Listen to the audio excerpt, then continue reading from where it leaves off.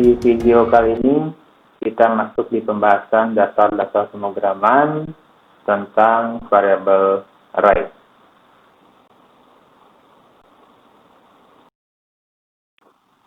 Ya, apa itu yang namanya array? Array adalah variabel khusus yang memiliki indeks dan dapat menampung beberapa data dalam satu waktu. Contoh, 1 HRR underscore kota sama dengan Bandung, Jakarta, Surabaya. Artinya, satu variabel array namanya HRR underscore kota itu mempunyai atau menampung 3 buah data kota. Ada Bandung, Jakarta, dan Surabaya.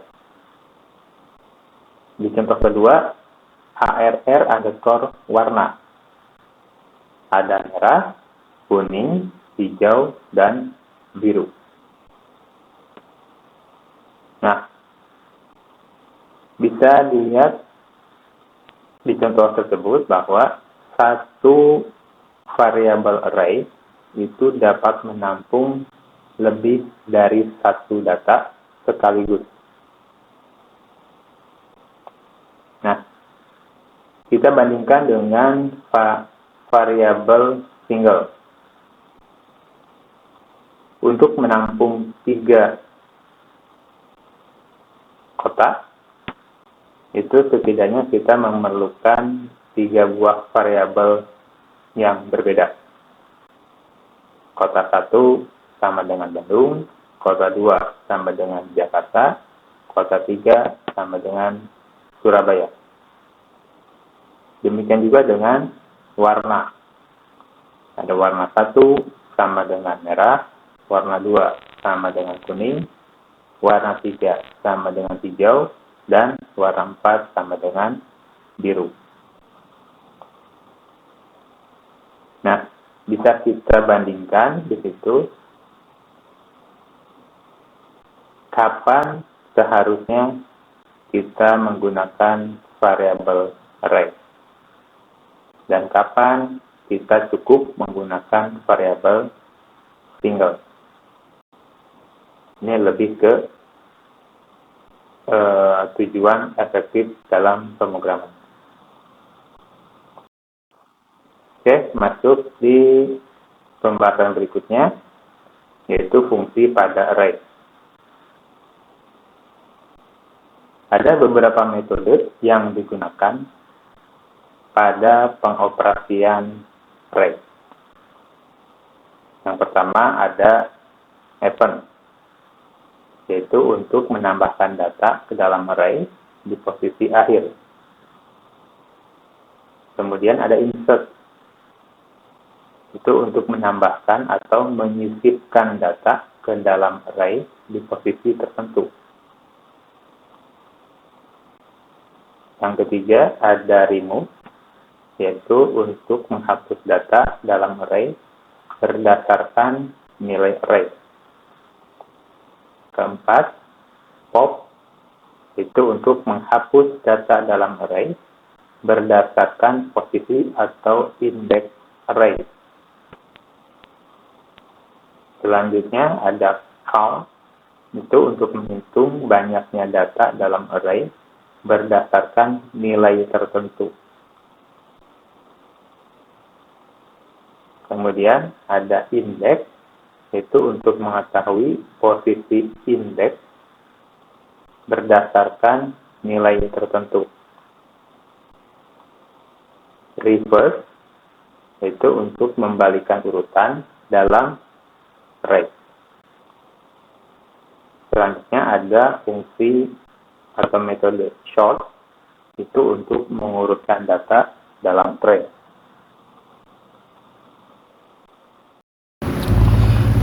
Ya, sekarang kita akan masuk di pembahasan lebih detail tentang penanganan variabel array. Nah, saat ini kita sudah punya variable array dengan nama ARR kota. Jadi ya, ini adalah nama variabel. Kemudian isinya ada Bandung, Jakarta, dan Surabaya. Dan masing-masing data ini mempunyai indeks atau alamat tersendiri. Ini mulai dari 0 indeks, kemudian 1 dan 2. Oke. Jadi untuk mengakses datanya, kita bisa menyebutkan nama array diikuti dengan indeks keberapa. Indeks 0 berarti isinya adalah Bandung, gitu ya. Kemudian ada ARR underscore kota, posisi ke-1 atau indeks ke-1 isinya adalah Jakarta. Oke.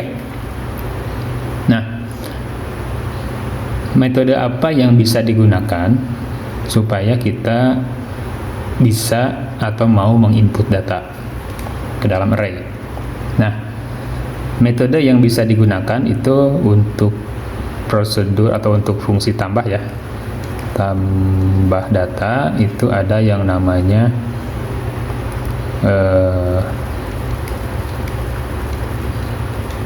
pen, sama yang kedua insert ya. Nah, bedanya apa? Kalau yang pertama atau metode append itu akan menambahkan data ke dalam array di posisi yang terakhir ya. Oke, kalau yang ini akan menambahkan di posisi terakhir.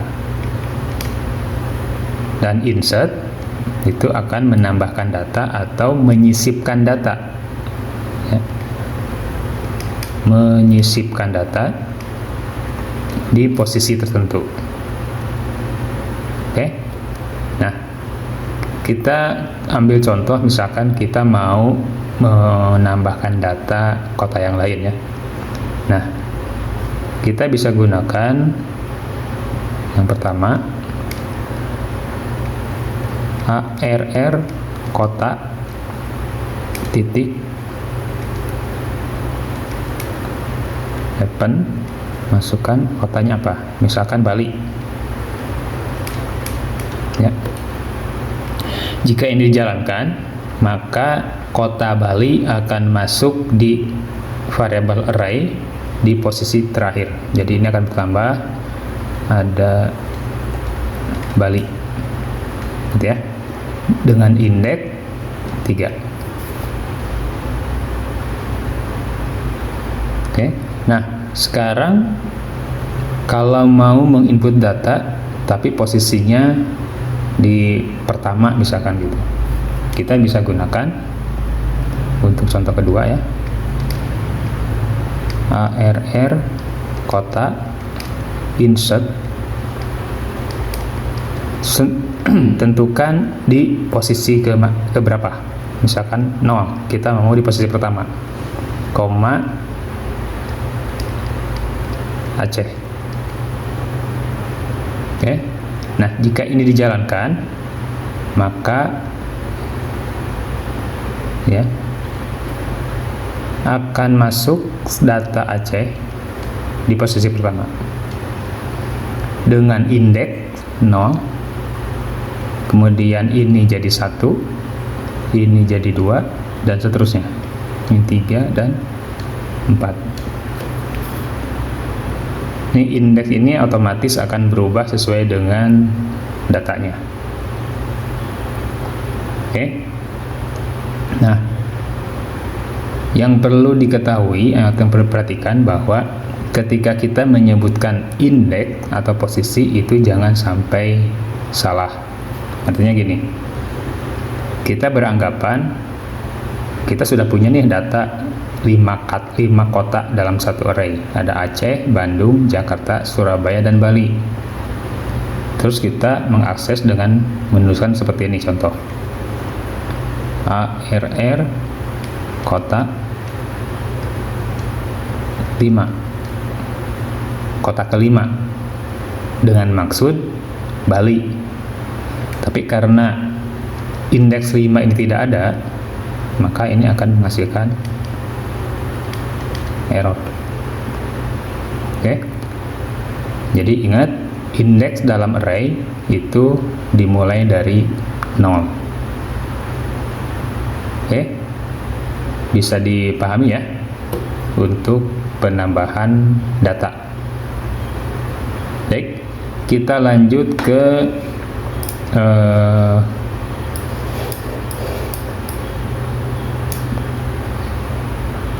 penanganan selanjutnya. Saat ini kita sudah punya satu variabel kota. Jadi berdasarkan inputan tadi itu ada Aceh, Bandung, Jakarta, Surabaya, dan Bali. Kembali mengingatkan, ini adalah ini adalah nama array. Indeksnya mulai dari 0, 1, 2, 3, dan 4. Nah, sekarang kita mau menghapus salah satu data. Nah, bagaimana caranya? Jadi, proses penghapusan, ada metode hapus. Yang satu bisa kita menggunakan remove, ya. Yang kedua adalah pop, ya. Nah, kembali, apa bedanya dari kedua metode ini? Nah, kalau remove itu dia akan menghapus berdasarkan nama atau isi dari array. Ada Aceh, Bandung, Jakarta, Surabaya, dan Bali. Nah, itu adalah isi array-nya. Kalau pop itu akan menghapus data berdasarkan posisi indeks keberapa. Jadi misalkan kita akan menghapus yang kota Bali. Kita tahu nih yang akan dihapus adalah kota Bali. Berarti kita tinggal menggunakan metode remove, ya. HRR kota remove dalam kurung sebutkan Bali. Jika ini dijalankan, ya, maka kota Bali akan terhapus.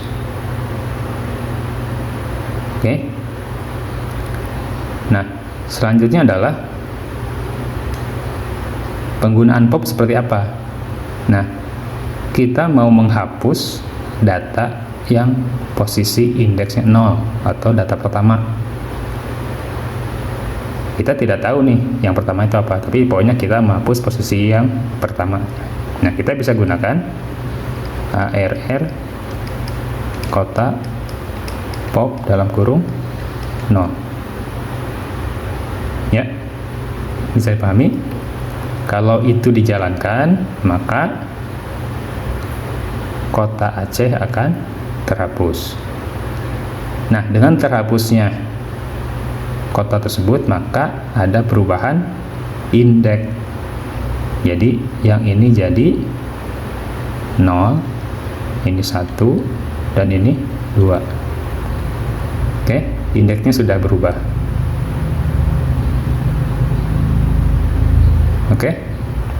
Dapat dipahami?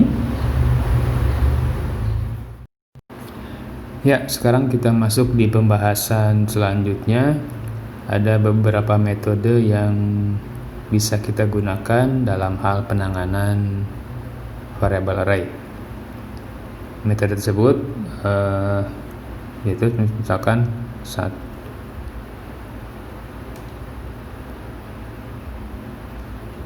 satu len, itu untuk mengetahui jumlah dari elemen array, ya. Jadi kalau kita tuliskan ARR kota titik len. Nah, ini akan menghasilkan ya 3. Jadi kita punya 3 data array. Nah, selanjutnya yang kedua itu untuk ada indeks ini untuk mengetahui posisi dari salah satu elemen array yang kita inginkan. Jadi untuk tahu posisi indeks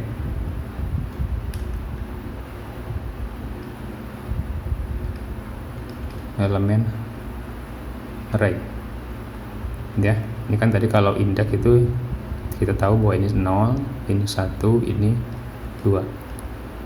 Nah, kalau kita tuliskan ARR kota titik indeks, perlu disebutkan namanya apa, misalkan Surabaya. Nah, maka hasilnya adalah 2. Nah, ini untuk apa biasanya? Kalau ada prosedur kita mau ganti ini, itu kan indeks Surabaya itu ada di posisi keberapa. Nah, seperti itu. Nah, yang lainnya ada metode namanya sort, yaitu untuk mengurutkan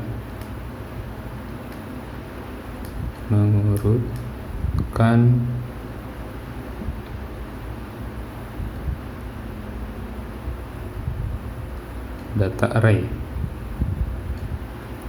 ya. Jadi kalau ini kebetulan namanya sudah terurut ya, Bandung, Jakarta, Surabaya. Jadi metodenya atau sintaknya ARR kota sort. Nah, ini akan mengurutkan data elemen array yang ada. Nah, yang keempat itu ada namanya reverse, yaitu untuk kebalikannya nih, membalikan urutan data array. Oke, jadi kalau ini dijalankan, misalkan ARR kota reverse, maka hasilnya akan dibalik. Jadi Surabaya, Jakarta, dan Bandung dibalik. Nah, sampai sini bisa dipahami ya. Oke.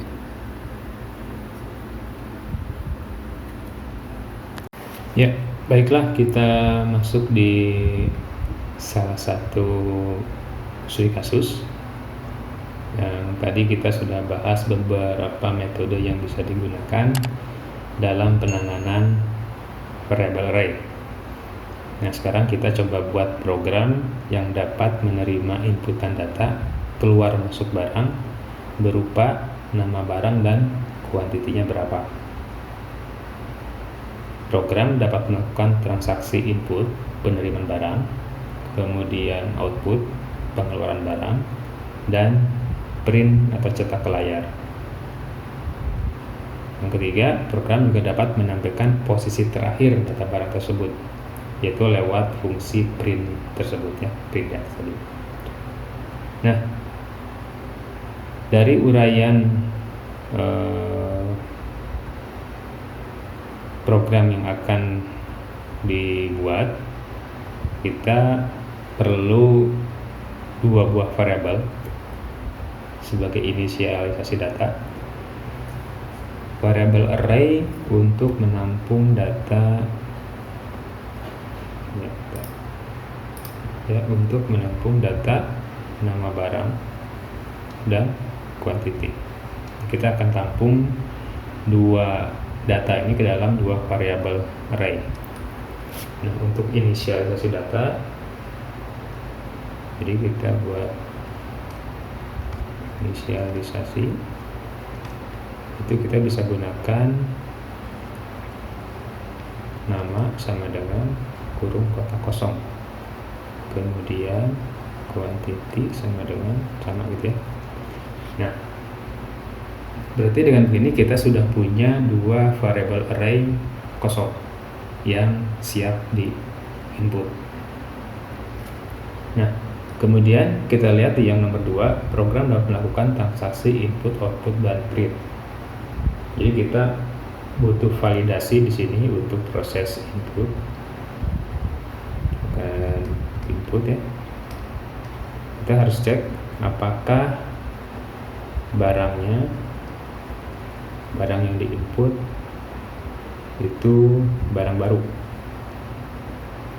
dalam arti belum pernah diinput sebelumnya. Yang kedua, apakah barangnya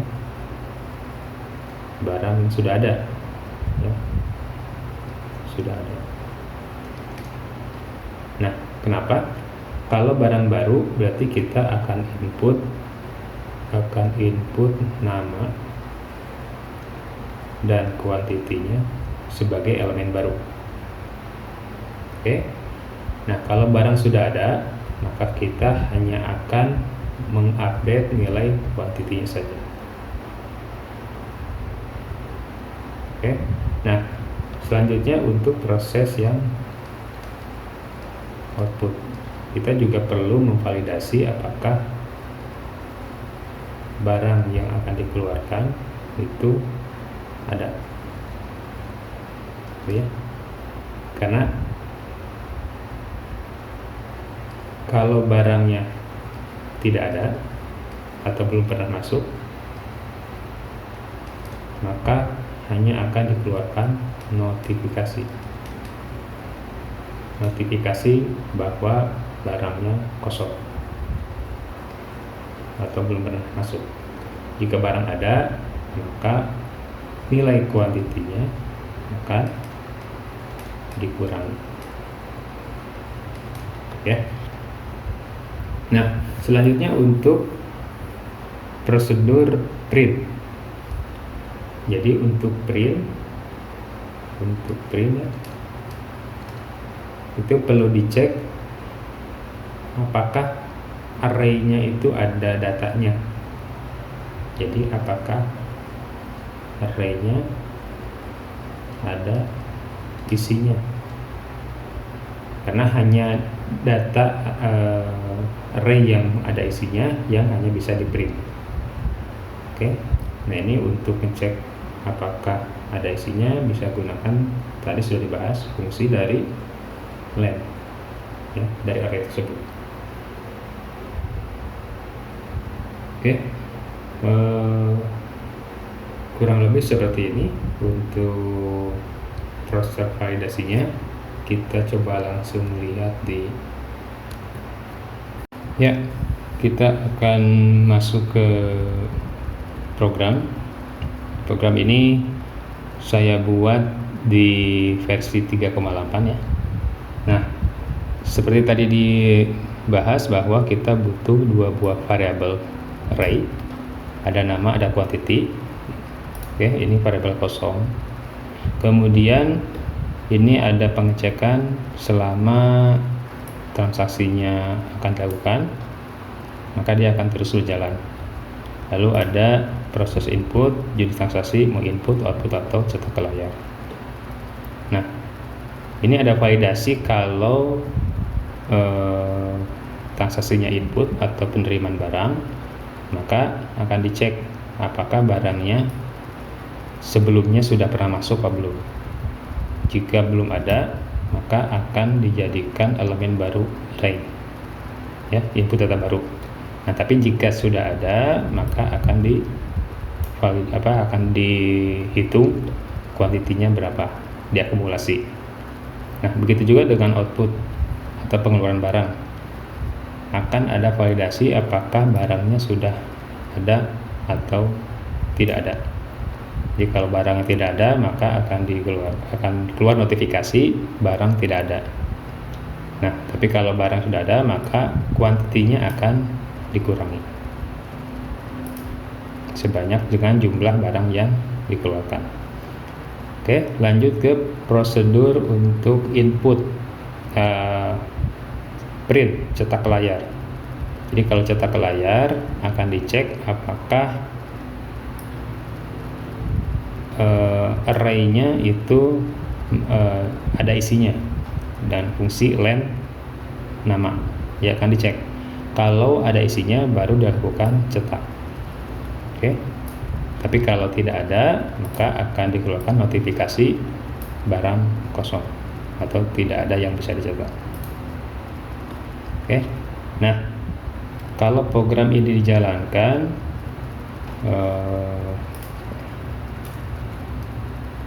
ya kurang lebih seperti ini. Input, kemudian nama barang, mouse misalkan, jumlah barang 100, proses lagi, ya masuk input, nama barang kita masukkan keyboard misalkan, jumlahnya 50, proses lain, ya kita mau lihat apakah sudah masuk ke array. Oke, kita sudah punya dua data, mouse sama keyboard dengan jumlah 100 dan 50. Kemudian kita akan transaksi selanjutnya, ada pemasukan barang, input lagi barang yang lain, misalkan flash disk, jumlahnya 40. Oke, maka kita lihat lagi apakah sudah masuk. Ya, jadi flash disk masuk di elemen baru karena belum ada sebelumnya. Nah, bagaimana kalau yang kita input ternyata barangnya sudah ada gitu ya. Misalkan kita keyboard masuk barang baru sebanyak 20 gitu ya. Nah, kalau dicetak harusnya elemennya tetap ada 3 tapi jumlahnya berubah. Oke, nah ini kita salah memasukkan perintah P ya. Nah, nilai keyboard atau kuantitinya sudah bertambah sebanyak 20, jadi sekarang ada 70. Oke, nah nanti kalau kita mau ternyata pengeluaran nih gitu, yang akan dikeluarkan adalah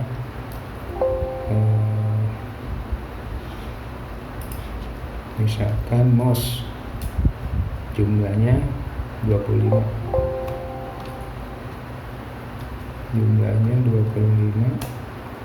maka sekarang posisi terakhir adalah ya mouse-nya sudah berkurang jadi 75, keyboard 70, flash disk 40. Oke, nah program ini dapat di-download, nanti linknya ada di bagian deskripsi di bawah. Sampai di sini, selamat mencoba, selamat belajar, dan sukses selalu buat kita semua. Terima kasih.